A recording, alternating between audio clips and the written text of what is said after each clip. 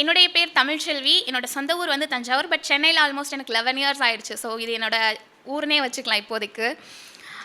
அதை தாண்டி சொல்லணும் அப்படின்னாக்க, நான் வந்து ஒரு கவிதை ஒன்று எழுதியிருக்கேன். அது வந்து அவளின் உலகம் பற்றின ஒரு கவிதை. கவிதையோட முடிவில் வந்து, இந்தாம்மா எந்த காலத்தில் இருக்க நீ, இப்போ எல்லாம் பொண்ணுங்க எவ்வளோ தூரம் முன்னேறிட்டாங்க, நீ இன்னும் அந்த காலத்தை பற்றியே பேசிக்கிட்டு இருக்கியா அப்படின்னு. நகரத்து வாழ்க்கைக்கு அது வந்து நினச்சாலும் கிராமத்து வாழ்க்கையிலேருந்து வந்த சில பேருக்கு என்னுடைய கவிதை ஒத்து போகலாம். ஸோ 10 ரூபா இல்லாதவனை பரிகாசம் பேச கூசாத ஊரு, பெத்தாலே 3 பெண் பிள்ளைன்னு பரிதபிக்கும் பாரு. அக்கம்பக்கம் வீட்டுக்கும் காத்தில் செய்தி பறக்கும், ஆம்பளை பயலாட்டம் திரியுது பாரு என்ற விமர்சனமும் அதில் கலந்திருக்கும்.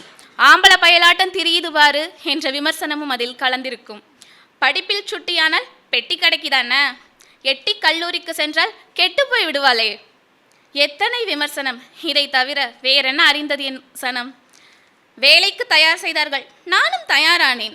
அவர்கள் அழைத்தது அடுக்களை வேலைக்கு, நான் அழைப்பிக்கப்பட்டது அலுவலக வேலைக்கு. அடுத்தது என்ன, திருமணம்.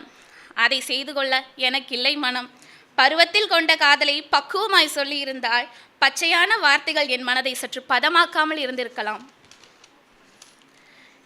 நானாக இருந்த என்னை யாரோவாய் மாற்றிவிட்டு இறுதியில் நீதான் சரி எனும் வேளையில் யாரிடத்தில் போய் என்னை நான் தேடுவேன்.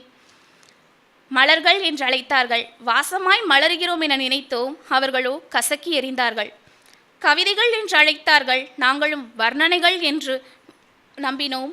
4 வரிகளிலேயே வரையறுக்கப்பட்டோம். நதிகளுக்கு பெயரை வைத்தான், நாங்களும் செல்லும் தூரம் வெகு தூரம் என்று கொண்டோம், கரை கொண்ட எல்லைகளை அறியாதவர்களாய். ஆம், நாங்கள் போக வேண்டிய தூரம் வெகு தூரம்தான். துணை கூட தேவையில்லை அப்பா, தூணாய் நீ வழிமறைக்காமல் இருந்தாலே போதும். மலர்கள் கசக்கப்படுவதற்கெனில் முட்களாய் இருப்பதில் முரண்பாடு இல்லை.